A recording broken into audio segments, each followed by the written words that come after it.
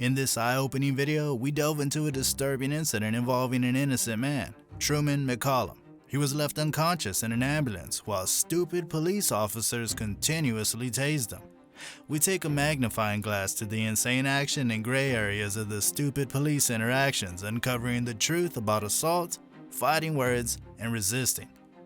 How did a simple 911 call lead to a chilling saga of tasing, unconsciousness, and insane events that spiraled out of control?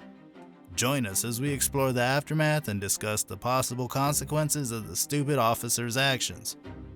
On January 16, 2021, officers from the Killeen Police Department responded to a 911 call concerning a man in distress at a Burger King drive-thru.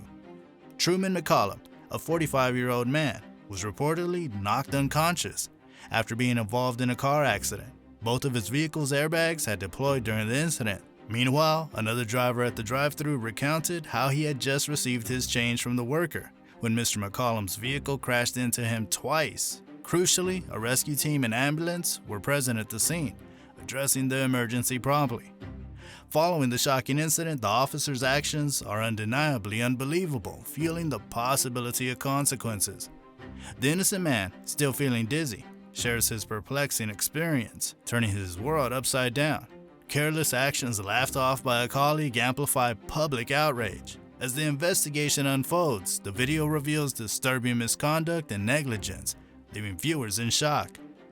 As the officer approached Mr. McCollum's vehicle, he found paramedics struggling to wake him up and get him out for medical assistance. Additional officers arrived on the scene, including Officer Joshua Plowick. As seen on the first officer's body cam footage, he let his true colors show by making inappropriate remarks and laughing at the situation, branding Mr. McCollum as being way out of it. The revelation of an unconscious innocent man and the officer's mocking behavior ignite public outrage. Increased scrutiny and demands for accountability follow. The consequences of this insane action linger over him like a sword of Damocles, threatening his future in law enforcement.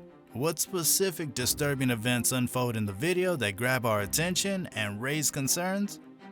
The officer encounters an individual in trouble who appears to be speaking a foreign language. "Hey, are you going to talk to me?" The officer urges the person to step out of the car, trying to get any response. The officer has to connect with Burger King and review their security camera footage to examine the incident further. He makes a comment about the person and speculates, "Alright, hey, I'm thinking he's a 1055. This means he suspects that the person involved in the incident may be under the influence of alcohol or drugs. The rescue team and paramedics move quickly to address Mr. McCollum's condition.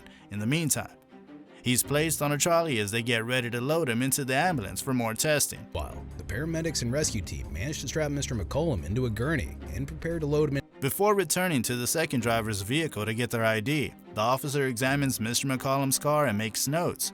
The second driver clarifies when questioned if someone obtained their ID. No, sir. The person was recognized by the police officer from a previous encounter. "Oh, you're the one I spoke to earlier, I see. Okay, I simply wanted to." The cop is forced to make critical judgments as the crisis worsens. How did the officer's handling of the situation, which required extreme care, turn careless, leading to Mr. McCollum's unnecessary injury? The officer's handling of the situation contributed to its intensity and terrifying nature, leaving Mr. McCollum and viewers in a state of shock. Despite his apparent medical suffering, they chose to deploy a taser, which escalates the situation further. The frequent tasing raised important concerns regarding the use of excessive force and the absence of de-escalation techniques. Mr. McCollum is in pain as he begs for them to stop, but they don't listen. Due to the officer's apparent carelessness and disregard for his medical condition, an unnecessary injury was caused. Stop! Stop! Let me see your hands! The officer's use of force in Mr. McCollum's case is deeply concerning, with 6 tasers being undeniably excessive given his medical condition. The failure to employ de-escalation techniques, as emphasized by the Killeen Police Department's policies, raises concerns about the officer's actions. Additionally, removing Mr. McCollum from the ambulance and dragging him to a patrol vehicle while disoriented further adds to the troubling nature of the incident. This neglects his well-being and raises further concerns about the officer's actions. 50? The officer's questionable actions in detaining Mr. McCollum without a clear understanding of the charges raises eyebrows and sets off alarm bells among the public.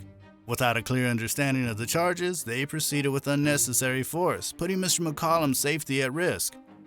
The incident underscores the need for accountability and proper training within law enforcement agencies. The public outcry and demands for justice show that the writing is on the wall concerning the misuse of force.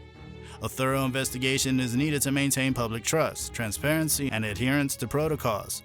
The officer's actions are under the microscope, and they might result in potential disciplinary measures. In light of this disturbing incident, what measures do you think should be taken to prevent excessive force by law enforcement officers? Comment below.